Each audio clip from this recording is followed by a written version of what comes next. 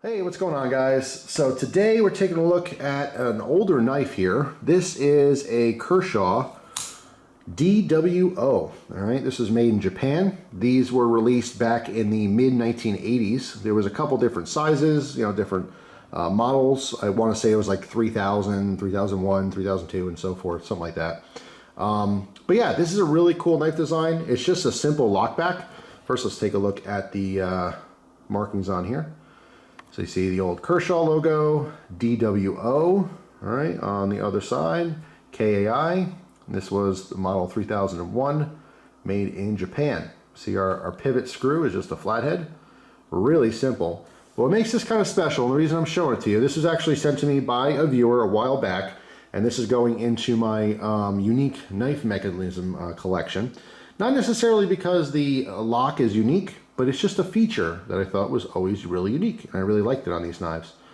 And that is right here. So this has a lockback design, okay? However, there's a rubberized coating, like this whole outer sleeve is kind of like a plasticky rubber, all right? And that covers where the lock bar is, okay? And there's a little cutout here to allow it to bunch together.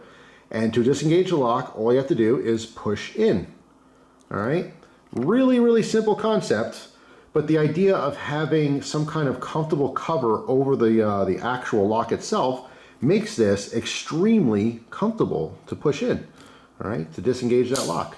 I think this is fantastic. I think this should be on a lot of other lockback designs. Not necessarily an entire rubberized grip, but something that is incorporated over the lock. Because, not all knives, but some knives are more comfortable than others.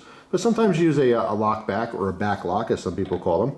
And it's just a little bit tough on your hands. It's just a bare, metal bar, and you push it on your thumb. Depending on how much spring tension there is, it could be a little uncomfortable. Sometimes it's even sharp on cheaper knives. But this is like a perfect solution. It's just really, really comfortable to push that in.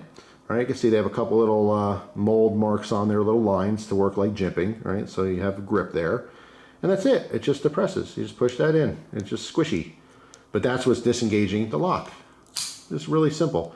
And they actually have a little patent in there for this design, which once the camera focuses, you can read 4741-106, which is pretty neat. Now, the only downside is, as you can see, it will, of course, collect all your pocket lint and dirt and dust and grime and hair and all kinds of nasty stuff in there. So I guess that's the one drawback to the design, is that it's definitely a little crevice for stuff to find its way in. So that does have to be cleaned occasionally. But yeah, I thought this would be worth sharing. It's a classic Kershaw model. If you've never seen the DWO series, they're usually available on eBay. All right, so even though these are old knives made in the mid-80s, just like myself, I was born in 1984. I want to say this came out 85 or 86, one of those years.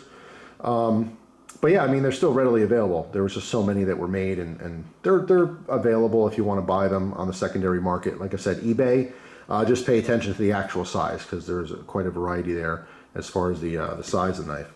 But yeah, pretty neat. The Kershaw DWO. Very simple little addition to a lockback. I love it. So that's all. Just a quick little video there. A big thank you to the person who sent this. You know who you are. I did carry and use this. I just had it loose in the pocket, and it was a lot of fun to use. I sharpened it up a little bit. Nothing crazy, just got a utility edge on it. Now it's starting to dull out again. Unfortunately, this one was only offered in AUS 8A, I believe. But it's still really cool. I just really like it a lot. So that's all. Hopefully you guys have an awesome day. Thanks for watching, and I'll see you tomorrow with a brand new video. Take care.